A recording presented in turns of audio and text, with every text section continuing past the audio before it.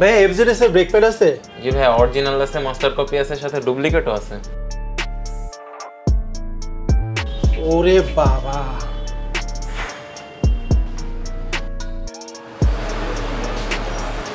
ভাই এফজেডএস এর rare brake pad হবে? পিছনেরটা? জি জি।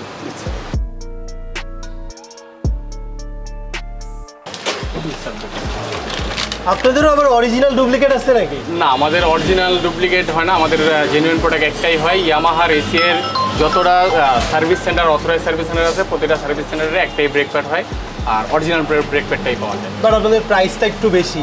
আসলে অরিজিনাল প্রোডাক্টের একটু প্রাইসটা বেশি হয় স্যার। ওকে, তারপরে ডুপ্লিকেট নেওয়া যাবে না, এটা দিয়ে দেন আমাকে। ঠিক আছে। আসলে অ্যাকচুয়াল সিনারিওটা আপনাদের সামনে তুলে ধরার চেষ্টা করলাম। আমার কাছে এফজেডএস এর 3 ধরনের ব্রেক প্যাড রয়েছে, যার মধ্যে একটা হচ্ছে অরিজিনাল কপি, একটা হচ্ছে মাস্টার কপি এবং একটা হচ্ছে ডুপ্লিকেট। মার্কেটে আপনি আরও 3-4 ধরনের কপি প্রোডাক্ট পাবেন, এবং এই ডুপ্লিকেট পার্টসগুলোর মধ্যে যেটা মাস্টার কপি সেটা হচ্ছে খারাপের ভালো, এরপরে সেকেন্ড গ্রেড, থার্ড গ্রেড এবং একদম লো কোয়ালিটির কপিও পাবেন। কিন্তু সবগুলোর প্যাকেজিং একই রকম হওয়ার কারণে দেখে বোঝার উপায় নেই যে কোনটা অরিজিনাল এবং কোনটা ডুপ্লিকেট। শুধুমাত্র যারা অনেক দিন থেকে এই মোটর পার্টসের বিজনেস করে থাকে তারা হয়তো বা দেখলে বুঝতে পারবে, বাট অ্যাজ এ ইউজার হিসাবে এটাকে আইডেন্টিফাই করাটা আসলে অনেক ডিফিকাল্ট।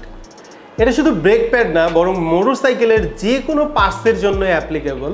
আমার মনে আছে একবার আমি এমন একটা ব্রেক প্যাড ব্যবহার করেছিলাম যেটা ক্ষয় হয়ে আমার পুরো রিম কালো হয়ে যায় এবং 2 থেকে 3 মাসের মধ্যে ব্রেক প্যাডটা নষ্ট হয়ে যায়। তাহলে মার্কেটে পার্টসের এত ভ্যারিয়েন্ট কেন এবং এগুলো কিভাবে আসে? যারা বাংলাদেশে মোটরসাইকেল ব্র্যান্ডগুলো ইম্পোর্ট করে, অর্থাৎ অথরাইজ ডিস্ট্রিবিউটর, তারা অরিজিনাল পার্টস নিয়ে আসে এবং তাদের ডিলার পয়েন্টগুলোতে সেল করে। তবে অরিজিনাল পার্টস চেনার আরেকটা ওয়ে হচ্ছে বারকোড স্ক্যান করা। যেমন বাংলাদেশে ইয়ামাহার authorise distributor ACI motors limited তাদের পার্টসের মোড়কে স্ক্যানার কোড দিয়ে থাকে, যেটি স্ক্যান করে আপনি এটি অরিজিনাল কিনা সেটা চেক করে নিতে পারবেন।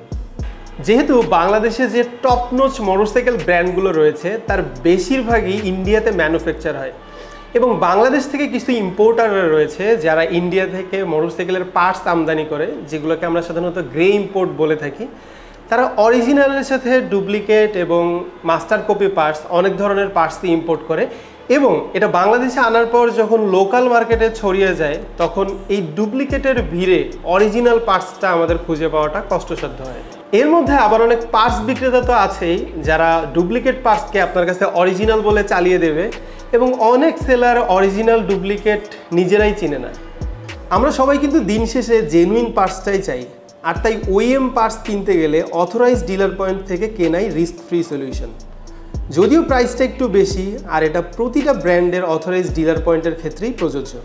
Finally moral of the story হচ্ছে বাইকে অবশ্যই জেনুইন পার্টস ব্যবহার করা উচিত, কারণ জেনুইন পার্টসের কারণে আপনার মোটরসাইকেলের পারফরমেন্স ঠিক থাকবে, জেনুইন পার্টসের লংজিভিটি বেশি, এবং এটা দিন শেষে ভ্যালু ফর মানি।